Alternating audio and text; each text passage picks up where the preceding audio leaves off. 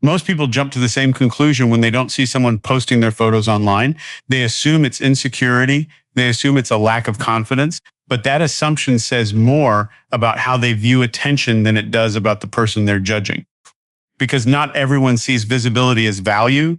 There are individuals who understand something most people overlook.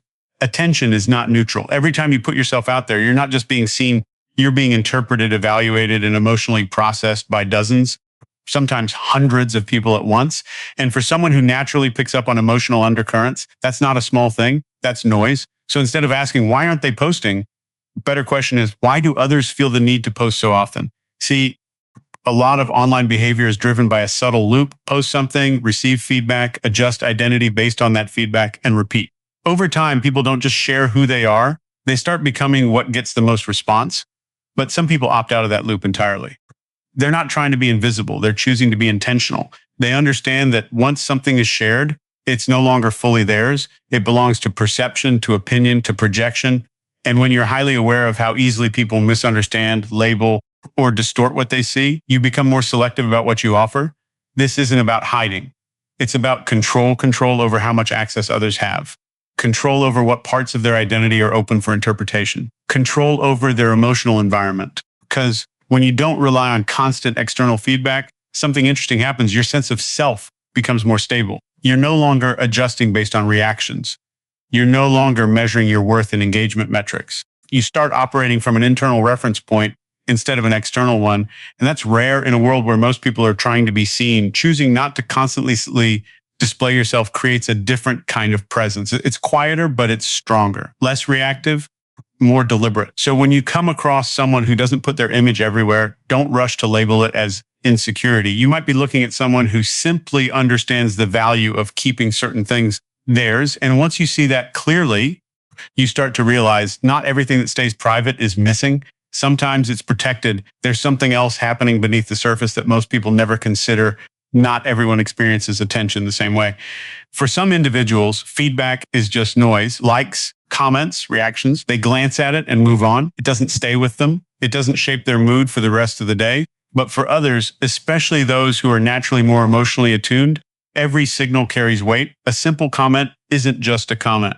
It has tone, intention, and emotional residue. Even silence, no reaction at all, can feel like a message. And when you process emotions more deeply, you don't just see these signals, you absorb them. Now imagine putting your image out there, not just once, but repeatedly, and opening the door to hundreds of mixed emotional inputs, some positive, some neutral, some subtly critical, some impossible to read. That's not just attention, that's overload. So instead of constantly exposing themselves to that environment, they regulate it. They reduce the volume. They choose when and how they engage rather than leaving it open all the time. This isn't avoidance, it's awareness. Because when you're highly perceptive, you start to notice patterns that others ignore. You pick up on the difference between genuine appreciation and surface level validation. You sense when someone is projecting their own insecurities onto you. You can feel when attention comes with hidden expectations. And once you recognize that, it changes how you interact with visibility. You stop chasing reactions and start protecting your energy. There's also another layer to this. When someone processes emotions deeply, their internal state matters more to them than external approval. A single negative or confusing interaction can linger longer, not because they're weak, but because they're thorough. They don't just react, they analyze, they reflect, they revisit. So instead of willingly stepping into a system that constantly feeds them unpredictable emotional input, they create distance from it. They choose environments where interaction is more controlled, more meaningful, more direct, where a response has context, not just a quick tap on a screen.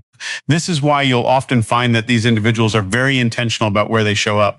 When they do engage, it's not random, it's deliberate, it's measured, and it's usually in spaces where the interaction feels real, not diluted, because to them, connection isn't about volume, it's about clarity. And when you understand how deeply someone experiences the emotional world around them, their decision to limit exposure doesn't look like withdrawal anymore. It looks like precision. Not everything needs to be felt at full intensity, and knowing when to step back is a different kind of strength. There's a fundamental difference in how some people define connection, and it changes everything about how they show up in the digital world. For many, connection has become tied to visibility. The more you're seen, the more you're acknowledged, the more you feel connected. It's fast, constant, and surface level. A post goes up, reactions come in, and for a moment, there's a sense of being noticed. But for others, that equation doesn't hold. They don't confuse attention with connection, because real connection, the kind that actually fulfills you, isn't built on how many people see you. It's built on how deeply someone understands you. And that kind of understanding doesn't happen in a comment section. It doesn't happen through quick reactions or filtered snapshots. It happens in slower, more intentional spaces, in conversations where there's context, where tone isn't guessed, but heard, where responses aren't rushed, but considered, where presence isn't divided between multiple screens, but focused. So when someone chooses not to post their photos, it's not because they don't want to be known. It's because they're selective about how they're known. They would rather invest their time and energy into a few meaningful interactions than spread it across hundreds of shallow ones. They're not interested in broadcasting their life. They're interested in sharing it with people who actually see them. And there's a level of honesty in that, because when you rely on constant visibility, there's always a subtle pressure to present yourself in a certain way, to highlight the best moments, to maintain an image. Over time, that can create a gap between who you are and what you show. But when you step away from that cycle, something shifts. You don't have to perform. You don't have to curate every detail. You can exist without constantly thinking about how it will be perceived. And that freedom allows for more authentic connections to form, because the interaction isn't built on an image, it's built on presence. These individuals often value depth over reach. They're comfortable with smaller circles as long as those connections are real. They pay attention to the quality of interaction, not the quantity. And interestingly, when they do choose to open up, it tends to carry more weight, because it's not frequent, it's not automatic, it's intentional. People can feel the difference, because depth is rare in an environment designed for speed. So while others are trying to be everywhere at once, constantly visible, constantly reacting, these individuals are choosing something quieter, but more substantial. They're choosing to be known, not just seen.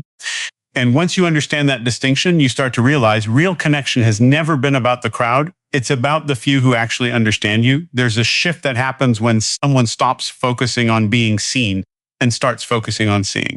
Most people move through social spaces with one primary goal: expression. They want to share, to post, to project an image outward. Their attention is directed at how they appear, how they're received, how they're perceived in the moment.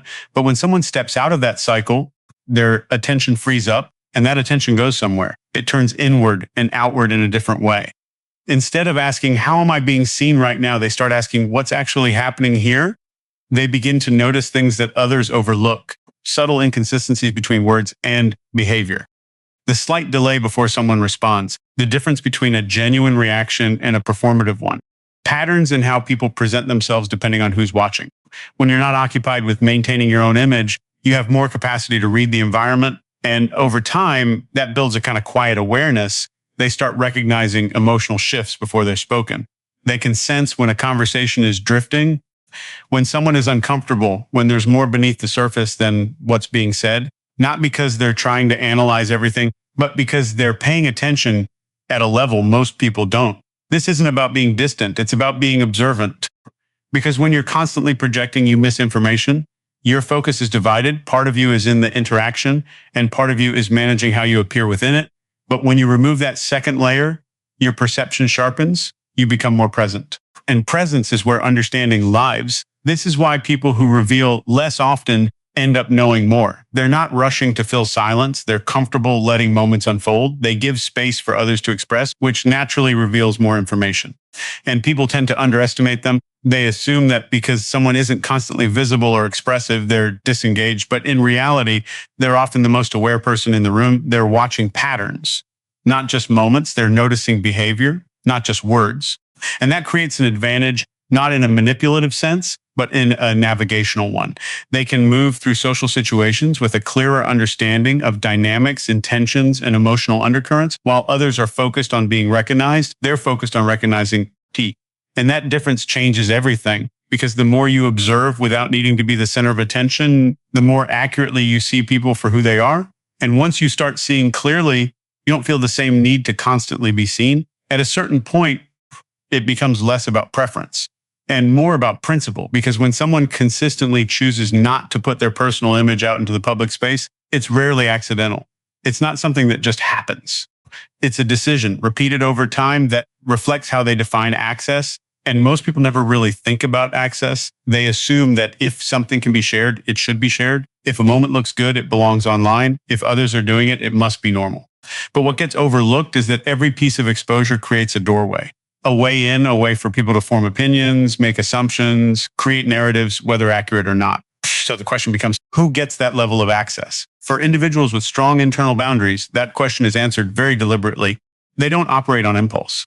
They don't share just because it's expected. They evaluate, they filter, they decide what stays within their private world and what, if anything, moves beyond it. And that line isn't random, it's intentional, because boundaries aren't about shutting people out. They're about defining the terms of interaction. When someone has clear boundaries, they're not easily pulled into external pressure. They're not influenced by trends, expectations, or the subtle push to conform. They've already established what feels right for them and they stick to it. That creates consistency. And consistency builds a certain kind of strength. It means their behavior isn't dictated by the moment. It's guided by a framework they've already chosen. So while others might feel the urge to post, to respond, to engage just to keep up, they don't feel that same pull. They're not reacting, they're deciding. There's also a level of self-respect embedded in this. Because when you set boundaries around your visibility, you're acknowledging that your identity isn't something to be distributed without thought. It has value, it has context, and not everyone is entitled to it. This doesn't mean they're closed off. It means they're selective. They might share deeply, but only in environments where it's understood, respected, and reciprocated. They might open up, but only with people who have earned that level of trust. And that selectivity changes how others interact with them. Because when access isn't freely given, it becomes meaningful. People recognize that there are layers, and those layers aren't available on demand. They have to be reached through genuine connection, not passive observation. In a space where oversharing has become the norm, restraint stands out, not loudly, but clearly. So when someone chooses not to put everything out there, it's not hesitation, it's structure. It's a quiet statement that says, not everything about me is up for public consumption. And that kind of boundary doesn't limit a person, it defines them. There's one more layer to this that most people completely underestimate, and it has to do with absence, because in a world where everyone is constantly visible, constantly posting, constantly updating, presence becomes ordinary. It blends in, it loses impact. But absence stands out when someone doesn't regularly show themselves, doesn't constantly update their image, doesn't make their life easily accessible. It creates something most people aren't used to dealing with, a gap, and the human mind doesn't like gaps. When information is missing, people instinctively try to fill it. They start wondering, they start paying closer attention, they start asking questions they wouldn't normally ask if everything was already laid out in front of them. This is where curiosity begins. Not forced curiosity, the natural kind, the kind that builds when something isn't immediately available, when there's a sense that there's more beneath the surface, but it's not being handed out freely, and that changes perception. Because when everything is visible, nothing feels special. But when something is limited, controlled, or selectively revealed, it gains weight. It feels more significant, not because it's louder, but because it's rarer. This isn't about playing games or creating artificial mystery. It's a byproduct of restraint. When someone chooses not to constantly present themselves, they're not trying to create intrigue, but it happens anyway. People notice what's different. They notice the person who's following the same pattern, the one who isn't seeking attention in the same way, the one who doesn't feel the need to prove their presence through constant updates. And that difference creates a kind of quiet power, not power in the sense of control over others, but control over how and when they are perceived. Because when visibility is limited, every moment of it becomes more intentional, more deliberate, more impactful. Instead of being one of many, it becomes something that stands apart. And interestingly, this often leads to a deeper level of respect, not the fast, fleeting kind that comes from quick reactions, but the slower kind that builds from curiosity and consistency. People begin to associate that absence with confidence, with self-containment, with a sense that this person doesn't need to be everywhere to be significant. And that perception matters because in social dynamics, what people don't know about you can be just as influential as what they do. When everything is known, there's nothing left to discover. But when there are layers, when there's space between what's shown and what's kept private, it invites a different kind of attention, a more focused, more intentional one. So while others are trying to stay constantly visible to remain relevant, some individuals achieve something different by stepping back. They create presence without constant exposure.